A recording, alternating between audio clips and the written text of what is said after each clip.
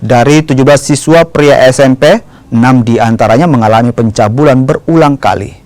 Kasus ini terungkap setelah salah satu siswa takut terhadap pelaku dan melapor ke guru lainnya. Polisi yang mendapat laporan langsung menangkap pelaku. Modus pelaku dengan mengajak siswa jalan dan membelikan makanan serta hadiah. Usai mencabuli, korban diberi uang Rp15.000 hingga Rp50.000 agar aksinya tidak diberitahu ke orang lain. Selain di luar sekolah, aksi pelaku juga dilakukan di lingkungan sekolah. Unit Perlindungan Anak dari Pemda Buton bilang sejumlah korban mengalami trauma, cemas dan ketakutan, serta tidak percaya diri bertemu orang.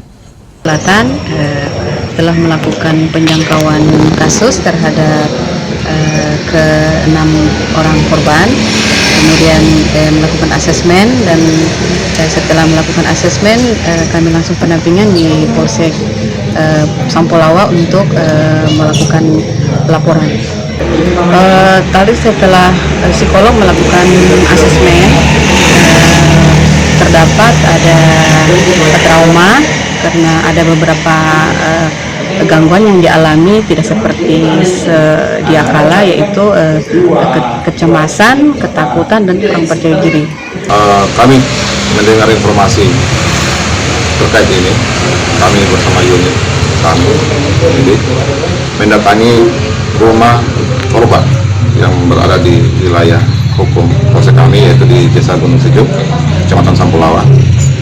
Di situ kami mencari tahu berapa jumlah anak yang terindikasi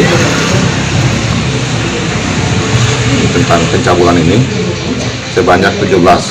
Dari jumlah 17 ada 6 orang anak yang mengalami pencabulan yang kami akan tindak lanjut.